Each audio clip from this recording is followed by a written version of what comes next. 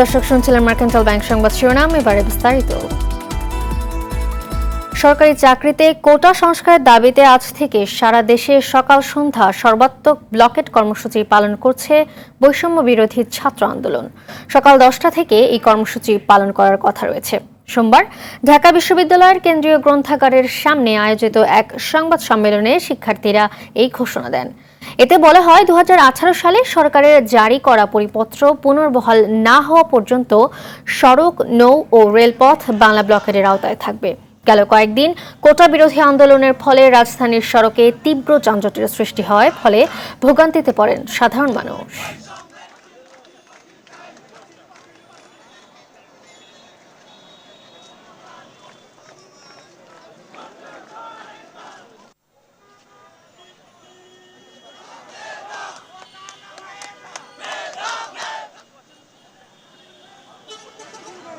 শিক্ষার্থীদের আন্দোলনের বিষয়ে জানাতে বরিশাল বিশ্ববিদ্যালয় থেকে সরাসরি যুক্ত হচ্ছেন আমাদের আরেক সহকর্মী আরিফুল ইসলাম। আরিফ, শিক্ষার্থীদের আন্দোলনের বিষয়ে সবশেষ কি তথ্য আছে আপনার কাছে, জানাবেন আমাদের। মালিহা, যেমনটি জানতে চেয়েছেন, মূলত সারা দেশের ন্যায় বরিশালেও কিন্তু বাংলা ব্লকে এটা তো আর কিছুক্ষণ 10টা থেকেই কিন্তু সাধারণ শিক্ষার্থীরা হয়তো এই পথে যাচ্ছেন। আমরা এমনটি জেনেছি গতকালকে, যখন আন্দোলনকারী শিক্ষার্থী বিশ্ববিদ্যালয়ের সম্মুখে দুপুর থেকেই সড়ক অবরোধ করে বরিশাল পটুয়াখালী মহাসড়ক অবরোধ করে তারা বিক্ষোভ করে এবং সন্ধ্যার পরে মশাল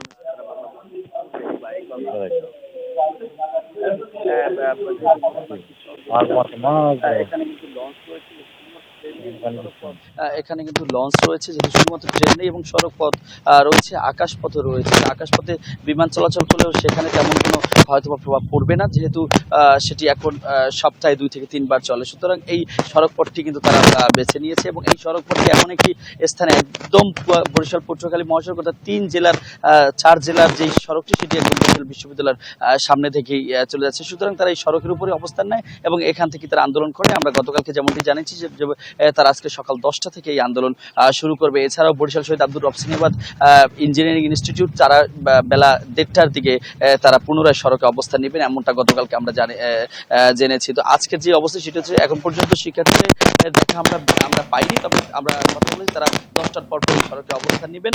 আর যে ধন্যবাদ আরিফ। এদিকে টানা 10 দিন ধরে সর্বাত্মক কর্মবিরতি পালন করছেন দেশের পাবলিক বিশ্ববিদ্যালয়ের শিক্ষক ও কর্মকর্তা-কর্মচারীরা।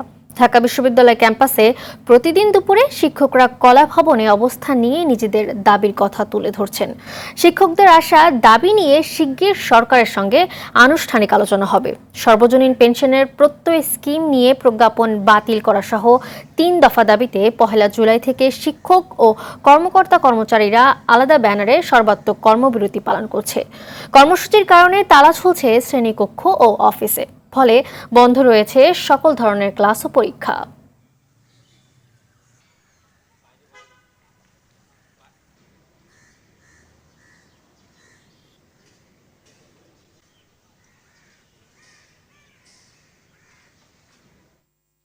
দর্শক, বিশ্ববিদ্যালয়ের শিক্ষকদের কর্মবিরতির আরো খবর জানাতে ঢাকা বিশ্ববিদ্যালয় থেকে যুক্ত হচ্ছেন সহকর্মী সুফিয়ান ফারাবি।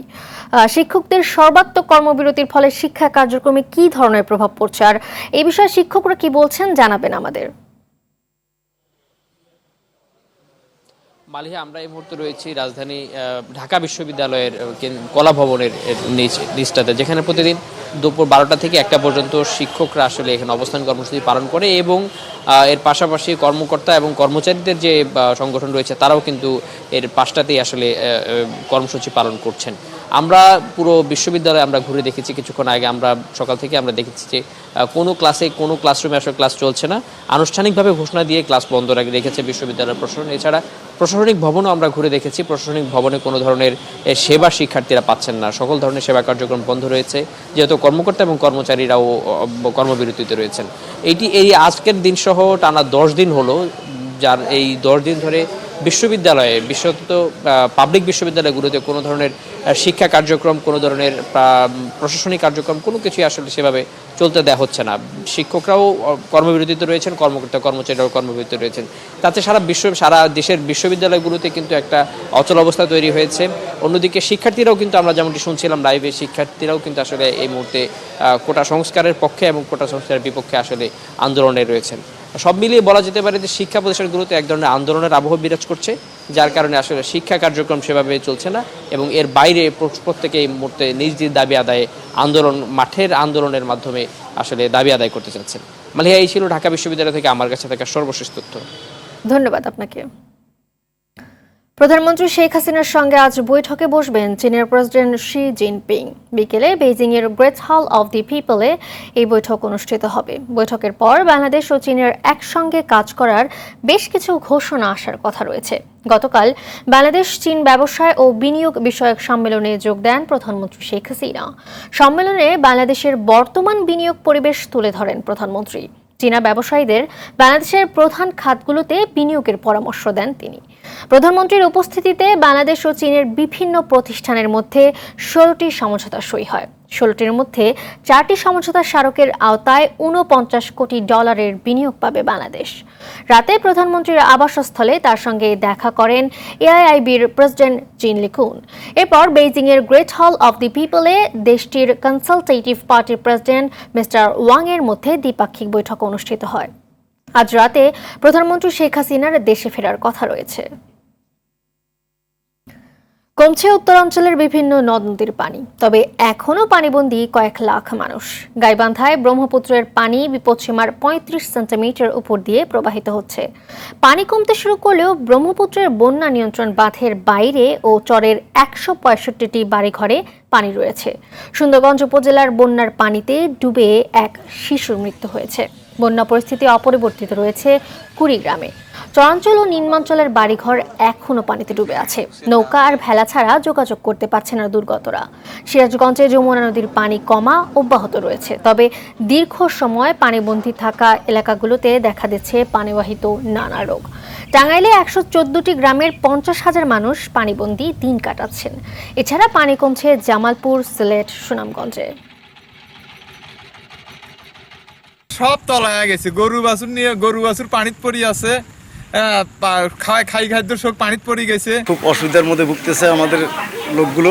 বাড়িতে ঘরে বেড়া না যায়, মানুষের খাওয়া পানি খুব কষ্ট হয়ে গেছে। পোলা পানি আমাদের কষ্ট, এই যে অসুখ বিসুখ হয়েছে। বন্যা পরিস্থিতি জানাতে কুড়িগ্রাম থেকে সরাসরি যোগ দিচ্ছেন সহকর্মী আব্দুল কুদ্দুস চঞ্চল। চঞ্চল, জেলার বন্যা পরিস্থিতি কেমন দেখতে পাচ্ছেন জানাবেন আমাদের।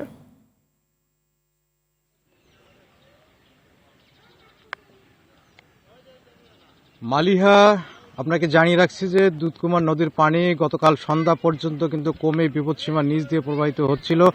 রাত্রে বৃষ্টি হওয়ার কারণে কিন্তু পুনরায় পানি বৃদ্ধি পাচ্ছে। এখন কিন্তু বিপদসীমার 4 সেন্টিমিটার উপর দিয়ে প্রবাহিত হচ্ছে। এছাড়া ব্রহ্মপুত্রের নদের পানি নুনখাওয়া পয়েন্টেও কিন্তু অনেকটা বৃদ্ধি পেয়েছে। এছাড়াও চিলমারি এবং হাতিয়া পয়েন্টে কিন্তু বিপদসীমার উপর দিয়েই রয়েছে, তো যদিও সেখানে কিছু কিছু করে পানি কমছে। তবে বন্যা পরিস্থিতি বলা যায় যে অপরিবর্তিত রয়েছে। বিশেষ করে চরাঞ্চল এবং নিম্ন চরাঞ্চল যেগুলো রয়েছে সেগুলোতে কিন্তু এখন পর্যন্ত মানুষের বাড়িঘরের উপর ডুবে আছে। মানুষ কিন্তু বাড়িঘরে ফিরতে পারেনি। এই পরিস্থিতি কিন্তু স্বাভাবিক হতে আরও সময় লাগবে। আর উঁচু স্থান থেকে কিছু কিছু জায়গায় পানি নেমে গেছে, তবে মানুষের বাড়িঘরের আশপাশ দিয়ে কিন্তু পানি রয়েছে। ফলে যোগাযোগ ব্যবস্থা যেটি রয়েছে সেটি কিন্তু এখন পর্যন্ত স্বাভাবিক হয়নি। মানুষ কলার ভেলা এবং নৌকা যোগে কিন্তু মূল ভূখণ্ডের সাথে যোগাযোগ করছে। আমরা বানভাসী মানুষদের সাথে কথা বলেছি, তারা কিন্তু বলেছে যে আমরা কোথাও 10 দিন, কোথাও 7 দিন, কোথাও 5 দিন থেকে কিন্তু তারা পানিবন্দী অবস্থায় রয়েছে। ফলে কিন্তু তাদের দুর্ভোগ চরমে উঠেছে। তাদের খাদ্য এবং সুপেয় পানি সহ গবাদি পশুর যে খাদ্য রয়েছে সেগুলোর সংকট রয়েছে। জেলা প্রশাসনের পক্ষ থেকে যেটি বলা হয়েছে যে এদেরকে কিন্তু পর্যাপ্ত পরিমাণ ত্রাণ বিতরণ কার্যক্রম চলমান রয়েছে। তবে আমরা খোঁজখবর নিয়ে দেখেছি যে এই ত্রাণ কিন্তু বানভাসী মানুষের তুলনায় অনেক কম।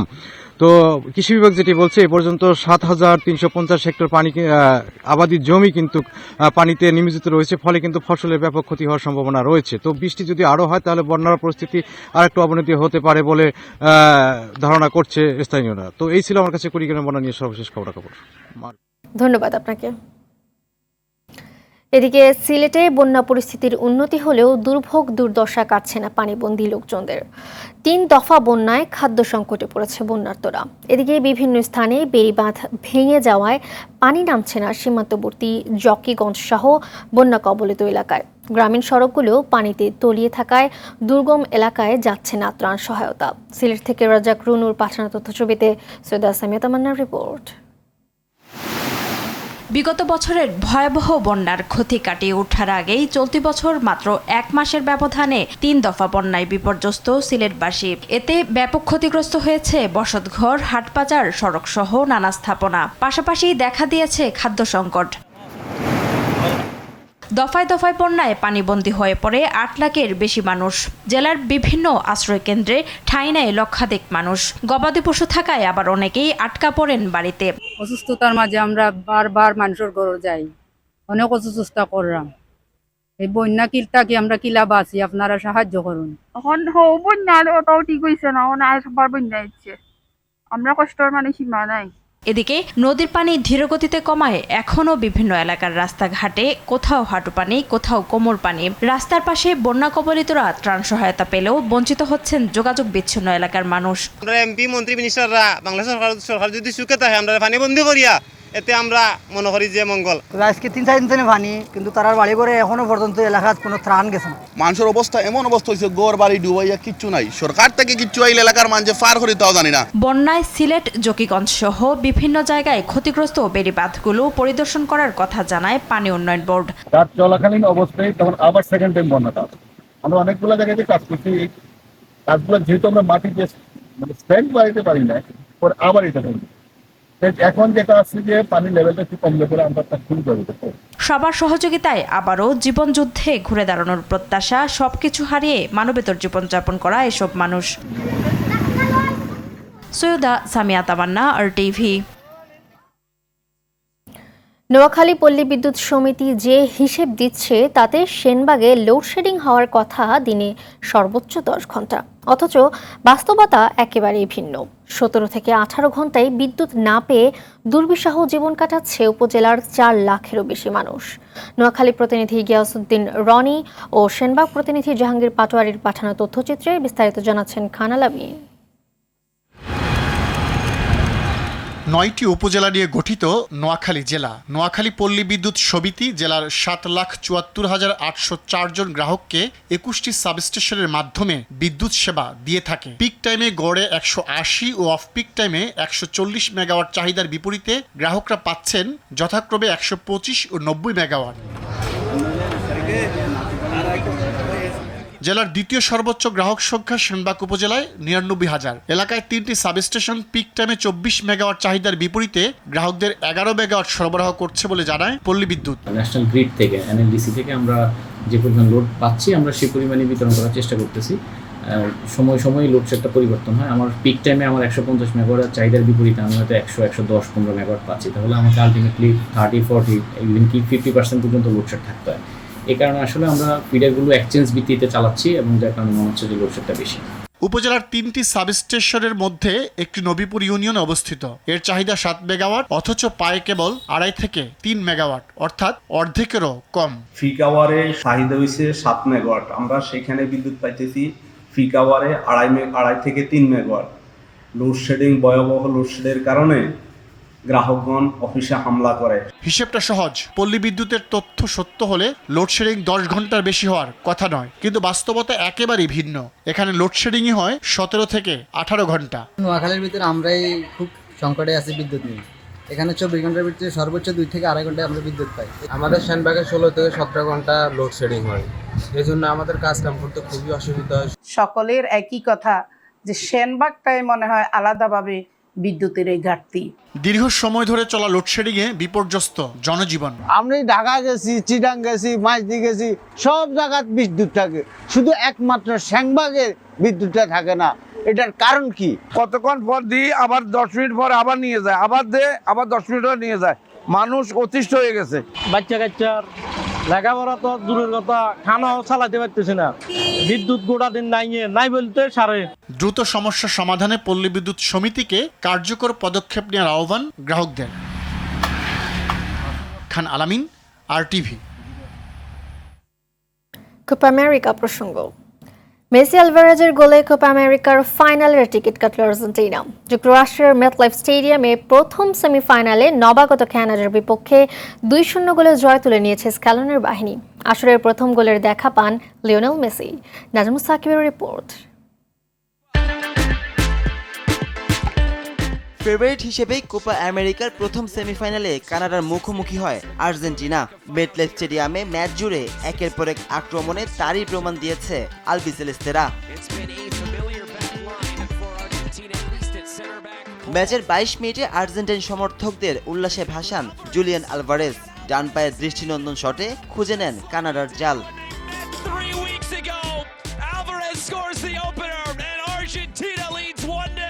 প্রথমার্ধে বিরতিতে যাওয়ার আগ পর্যন্ত ব্যবধান বাড়ানোর একাধিক সুযোগ পায় আর্জেন্টিনা, তবে তা গোলে পরিণত করতে পারেননি মেসি ডি মারিয়ারা।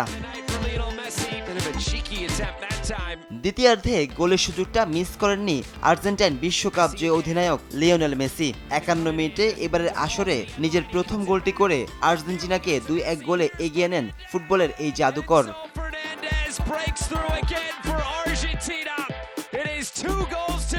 ম্যাচের বাকি সময় আর কোনো গোল না হলে জয় নিয়ে ফাইনাল নিশ্চিত করে defending champion Argentina. Nazmus Sakib, RTV।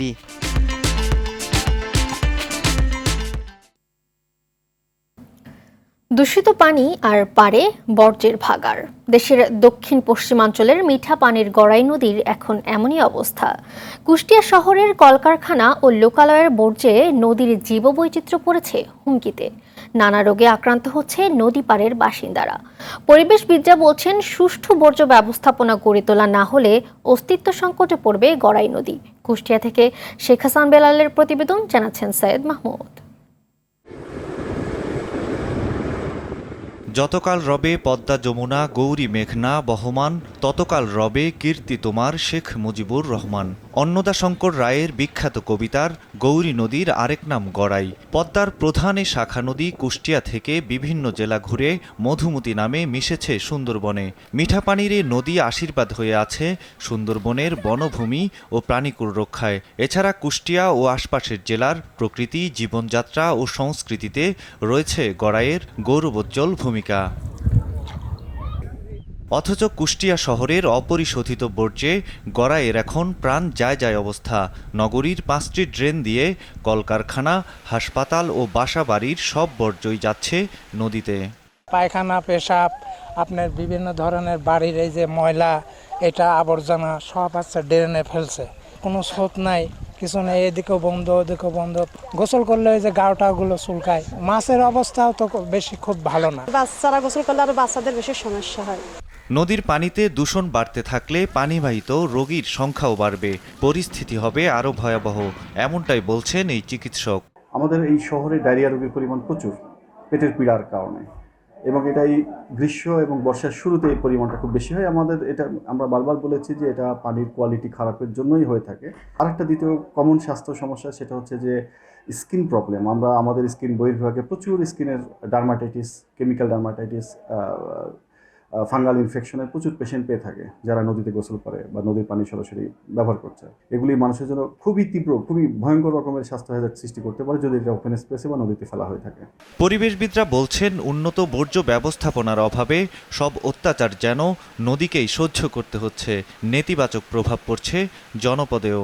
Sundarban টিকে আছে গড়াই নদীর পানিতে। এইটাকে ধরে রাখতে হলে যে গড়াই নদীর যে পানির চ্যানেল, এই চ্যানেলকে সমুন্নত রাখতে হবে। যদি প্রতিনিয়ত এই বিষাক্ত পানি এখানে প্রবেশ করে, তাহলে জীববৈচিত্র্য, বিশেষ করে জলের যে 214 প্রজাতির প্রাণী টিকে থাকার কথা, সেগুলো টিকে থাকতে পারে না। এখানকার নানা প্রজাতির মাছ বিলুপ্তের পথে এবং অনেক মাছ মারা গেছে ইতিপূর্বে, এবং পরিবেশ আইন লঙ্ঘন হচ্ছে, জলাধার আইন লঙ্ঘন হচ্ছে, এবং মানুষের মানবাধিকার, মৌলিক অধিকার এখানে হরণ করা হচ্ছে। এদিকে নদী দূষণ রোধে নানা সীমাবদ্ধতার কথা জানিয়েছে কর্তৃপক্ষ। তবে এ বিষয়ে উন্নত দেশের মতো বর্জ্য ব্যবস্থাপনার আধুনিকায়নে সরকারের কার্যকর পদক্ষেপ চান কুষ্টিয়ার পৌর মেয়র। আমাদেরও মনে হয় যে একদিন বাংলাদেশের পানি নিয়ে যুদ্ধ হবে, পানির দখলি সত্ত্ব নিয়ে। তার মনে হয় যে এটা বিষয় নিয়ে সরকারকে একটু দেখতে হবে, যেহেতু পৌরসভাতে বেতনই হয় না। এসব প্রজেক্ট অনেক বড় প্রজেক্ট। নদী সচল থাকলে পরিবেশ ভালো থাকে, আর পরিবেশ ভালো থাকলে মানুষের আবাসস্থলও থাকে নিরাপদ। তাই নদী রক্ষায় দ্রুত পদক্ষেপের দাবি সবার। সৈয়দ মাহমুদ, RTV। টানা বৃষ্টি আর উজানের ঢলে কুমিল্লায় তলিয়ে গেছে গোমতী চরের কয়েক কোটি টাকার সবজি। এতে নিঃস্ব হয়ে পড়েছে চরের কৃষির ওপর নির্ভরশীল অন্তত 5,000 কৃষক। ক্ষতি পুষিয়ে নিতে সরকারের সহযোগিতা চেয়েছেন ভুক্তভোগী কৃষকরা। কুমিল্লা থেকে আবুল খায়েরের প্রতিবেদন, জানাচ্ছেন সৈয়দ মাহমুদ। বছর জুড়েই মূলা, লাউ, কুমড়া, আলু, টমেটো ও বেগুন সহ বিভিন্ন জাতের সবজি চাষে ব্যস্ত সময় পার করে কুমিল্লার দেবিদ্বারের গোমতী চরের কৃষকরা। আর কয়েকদিন পর এসব সবজি বাজারজাত করতে পারত তারা। এতে অভাবের সংসারে আসত সমৃদ্ধি। কিন্তু এমন ভাবনা এখন শুধু আফসোসই বাড়াবে। কয়েকদিনের টানা বৃষ্টি আর উজানের ঢলে ফসলের তলিয়ে যাওয়া দেখে হাহুতাশ ছাড়া কৃষকদের যেন আর কিছুই করার ছিল না। প্রত্যেক বছরে বন্যা পানি আইয়া বা বৃষ্টি পানিয়ে বন্যা আসে, তখনই ফসলাদি মাইর যায় প্রত্যেক বছর। পানিতে এক ধরনের ক্ষতিকারক জীবাণু থাকে, ওই পানিতে ফসল পাতাগুলা তছনছ হয়ে যায়। প্রত্যেক বছরে এগুলা ক্ষয়ক্ষতি হয়, আমরা কোনো সাহায্য পাই না। বৃষ্টির কারণে মাইর যায়, এগুলা কেউ দেখে না। মিঠা পানির গোমতী নদীর চরে ফসল ফলিয়ে বেশ স্বাবলম্বী এখানকার কৃষকরা। তবে এবারের পাহাড়ি ঢলে দেবিদ্বার পৌর এলাকা, ফতেহাবাদ ও জাফরগঞ্জের কৃষকরা লোকসানের মুখে। পরিস্থিতি মোকাবিলায় সরকারি সহায়তা চাইলেন স্থানীয় জনপ্রতিনিধি। আমার অনুরোধ থাকবে স্থানীয় প্রশাসন, মাননীয় সংসদ সদস্য জনাব আবুল কালাম আজাদ মহোদয়ের নিকট ও বাংলাদেশের গণতন্ত্রের মানুষ কন্যা জননেত্রী শেখ হাসিনার প্রতি যেন এটা দ্রুত ব্যবস্থা গ্রহণ করে। কৃষকদের পুনর্বাসনে প্রশাসন যথাযথ ব্যবস্থা নেবে, এমনটাই প্রত্যাশা গোমতী চরের বাসিন্দাদের। সৈয়দ মাহমুদ, RTV। আন্তর্জাতিক সংবাদ। এ যেন 16 কলাপূর্ণ হলো। বঙ্গবন্ধুর নাতনি টিউলিপ সিদ্দিকের পর যুক্তরাজ্যের মন্ত্রিসভায় জায়গা পেলেন বাংলাদেশি বংশোদ্ভূত ব্রিটিশ MP রোশনারা আলী। যুক্তরাজ্যের হাউজিং কমিউনিটি এবং স্থানীয় সরকার মন্ত্রণালয়ের মন্ত্রী হিসেবে দায়িত্ব পালন করবেন তিনি। বাংলাদেশে অধ্যুষিত বেথনাল গ্রিনবো আসন থেকে টানা 5 বার MP নির্বাচিত হন রোশনারা। যুক্তরাজ্যে প্রথম বাংলাদেশি MP হিসেবে নির্বাচিত হয়ে ইতিহাসে নাম লিখিয়েছিলেন এই বঙ্গনারী। রোশনারা আলীর জন্ম সিলেটে। তার বয়স যখন 7 বছর, তখন যুক্তরাজ্যে পাড়ি জমায় তার পরিবার। তিনি অক্সফোর্ডের সেন্ট জনস কলেজ থেকে দর্শন, রাজনীতি ও অর্থনীতিতে স্নাতক সম্পন্ন করেছেন।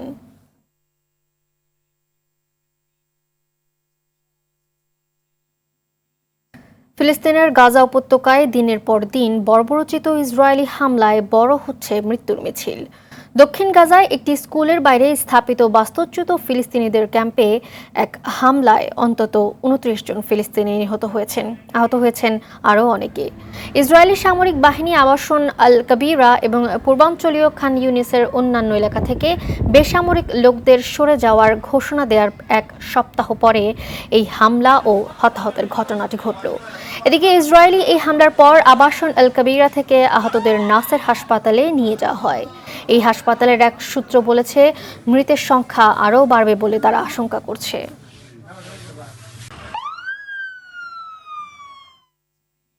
আবারও খেলার খবর, ইউরো প্রসঙ্গ। বিশ্ববালক লামিন ইয়ামালের নৈপুণ্যে ফ্রান্সকে বিদায়, ইউরোর ফাইনাল নিশ্চিত করেছে স্পেন। মিউনিখে এমবাপ্পের দলকে 2-1 গোলে হারিয়েছে লা রোজারা। এই জয়ে 1 যুগ পর ইউরোর ফাইনাল নিশ্চিত করল স্প্যানিশরা। বিস্তারিত মাহফুজুল ইসলামের রিপোর্টে।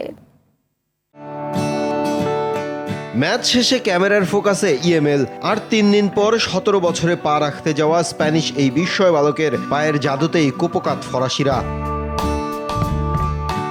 মিউনিখের সবুজ গালিচায় প্রথম উদযাপন ফরাসিদের। ম্যাচের 8ম মিনিটেই এমবাপ্পের দারুণ এক অ্যাসিস্টে হেডে গোল করেন কোলো মুয়ানি। লিড নেওয়া ফরাসিরা দ্বিতীয় গোলের খোঁজে আক্রমণের ধার বাড়ায়।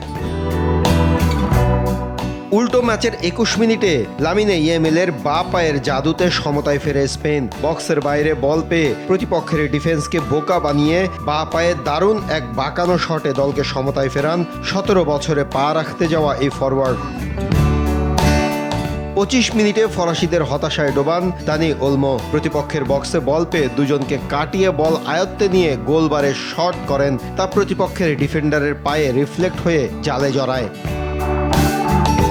2-1 গোলে এগিয়ে থাকা স্পেনকে এরপর চেপে ধরলেও গোলের দেখা পায়নি ফরাসিরা। শেষে ফাইনালে খেলার স্বপ্নভঙ্গ হয় এমবাপ্পে গ্রিজম্যানদের। ইতিহাস গড়ে 1 যুগ পর ফাইনালের মঞ্চে উঠল স্পেন। মাহফুজুল ইসলাম, RTV। এদিকে ইউরো চ্যাম্পিয়নশিপের দ্বিতীয় সেমিফাইনালে বুধবার নেদারল্যান্ডসের মুখোমুখি হবে ইংল্যান্ড। ডর্টমুন্ড স্টেডিয়ামে খেলা শুরু রাত 1টায়। টানা দ্বিতীয়বার ফাইনালে চোখ থ্রি লায়ন্সদের, আর 36 বছরের অপেক্ষা ঘোচানোর প্রত্যয় অরেঞ্জদের। বিস্তারিত অর্ণগফুরের রিপোর্টে। সেমিফাইনালে উঠলেও টুর্নামেন্টে এখনও বড় দলের বিপক্ষে লড়তে হয়নি ইংল্যান্ডকে। কোয়ার্টার ফাইনালে উজ্জীবিত সুইসদের বিপক্ষে পারফরমেন্সে উন্নতি হলেও জিততে হয়েছে টাই ব্রেকারে। তাই এখনও সত্যিকারের প্রত্যয় জয়ের খোঁজে থ্রি লায়ন্সরা। তারকা সমৃদ্ধ স্কোয়াড নিয়ে একাদশ সাজাতে মধুর সমস্যায় ইংলিশ কোচ গ্যারেথ সাউথগেট। তবে বেলিংহ্যামকে মধ্যমণি করে আক্রমণে হ্যারি কেনের সঙ্গে বুকায়ো সাকায় আস্থা রাখবেন কোচ। ফোডেনের বহুমুখী দক্ষতা বড় সম্পদ ইংলিশদের। ওয়াকার, স্টোনস, ট্রিপিয়ারের পাশে রক্ষণ সামলাতে ফিরতে পারেন মার্ক গুয়েহি। গ্রুপ পর্বে পোল্যান্ডকে হারালেও ফ্রান্সের বিপক্ষে ড্র ও অস্ট্রিয়ার কাছে হার ইঙ্গিত দেয় নেদারল্যান্ডসের ওঠানামা পারফরমেন্সের। তবে শেষ 16তে রোমানিয়াকে উড়িয়ে দেয়া ও উজ্জীবিত তুরস্কের বিপক্ষে পিছিয়ে পড়েও জয় তুলে নেয়া আত্মবিশ্বাস ফিরিয়েছে ডাচ শিবিরে। 5 ম্যাচে 9 গোল বলছে কোডি গাপকো, মেমফিস ডিপাই, মালেনের আক্রমণ ভাগ নিয়ে নির্ভর থাকতে পারে অরেঞ্জরা। জাভি সিমন্স, গ্রিনগার্ডের মধ্যমাঠও বল সরবরাহে দক্ষ, কিন্তু ফন ডাইকের নেতৃত্বাধীন রক্ষণ ভাগে বাড়তি নজর দিতে হবে অরেঞ্জ কোচ রোনাল্ড কুমানকে। মুখোমুখি লড়াইতে বেশ এগিয়ে থাকা থেকে 36 বছরের প্রতীক্ষা অবসানের অনুপ্রেরণা পেতে পারে নেদারল্যান্ডস। অর্ণগফুর, RTV। সকালের সংবাদ এ পর্যন্তই। সবশেষ সংবাদ জানতে যে কোনো মোবাইল ফোন থেকে 24141 নম্বরে ডায়াল করুন। মধ্যাহ্নের সংবাদ দুপুর 12টায় দেখার আমন্ত্রণ রইল। ধন্যবাদ সবাইকে।